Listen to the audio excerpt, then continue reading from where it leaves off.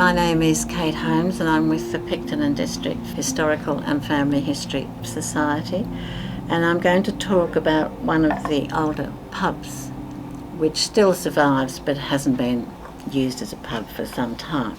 This is not a particularly good photograph. It's a better photo of the George Hotel, and this hotel, which was known as partly as the Railway Hotel and later as the Royal Hotel, is the building over here. This is a photo from about 1870. This pub was built in the early 1860s and the first licensee was John Berry, who got that licence in 1862, and this would have been built as part of the expansion of the town because of the coming of the railway, which opened in Picton in 1863. The next photo we've got of it is much later. It's approximately 1905 to 1907 when Mr. Drummond was the licensee. This was given to us by a great niece, I think, of his, and it's really, quite a flash hotel. It's on the corner of Argyle Street and what's now Barker's Lodge Road. And this upstairs veranda only seems to have been added in about 1902 when the licensee was Mr. Treacy, and he had a bit of a party to celebrate the finishing of the veranda in 1902. So in 1908 there was some state government concern about the number of pubs in various country towns, and it happened that the Royal Hotel was closed in 1912, then became used for all sorts of purposes, with the shop down on the ground floor, and a boarding house mostly was used. The upstairs, after all, they had bedrooms and bathrooms, not many bathrooms. And one of the boarding housekeepers were Mr. and Mrs. Richardson, who had it from 1930 through the 1940s, but we think they left the building in the early 1950s. However, they had a shop. These are photos from 1956, after the Richardsons, I think, had gone. But it shows that there was definitely a cafe on the bottom, and they were running a boarding house originally. And because they were busy with the boarding house, apparently Mr. Richardson made this particularly piercing bell that people who came into the shop, and if everybody else was working upstairs, they could ring that and they'd be heard upstairs and someone could rush down.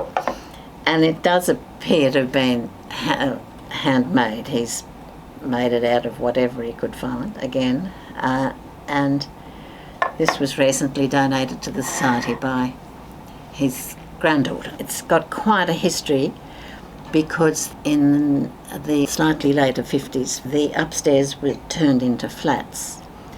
And when the first ambulance and ambulance driver came to town, he and his wife lived upstairs, and the ambulance lived downstairs. Now, you can see from even these 1950s photos, and you can still see it if you have a look as you walk up Argyle Street. You can see that there's on the ground floor there's a much wider door. This photo, taken in 1976, shows that there's this little sort of additional protection or something, and the entry to for the ambulance to come out is shown there. They've only recently changed that. So the ambulance lived downstairs and they lived upstairs until the proper ambulance building was built within a few years. In 1976, all the busyness of the cafe is gone, and it's all a bit more quiet with the real estate agents.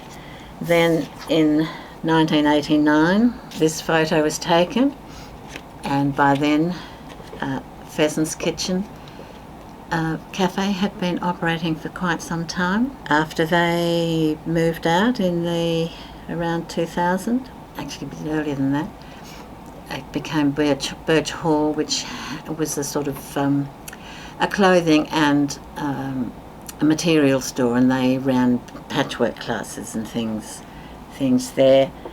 And when that closed down, it became the tattoo parlour for a while, and it is now vacant. So it's had a very interesting life, the old Royal and Railway Hotel, and at least it survives, which is more than can be said for other things.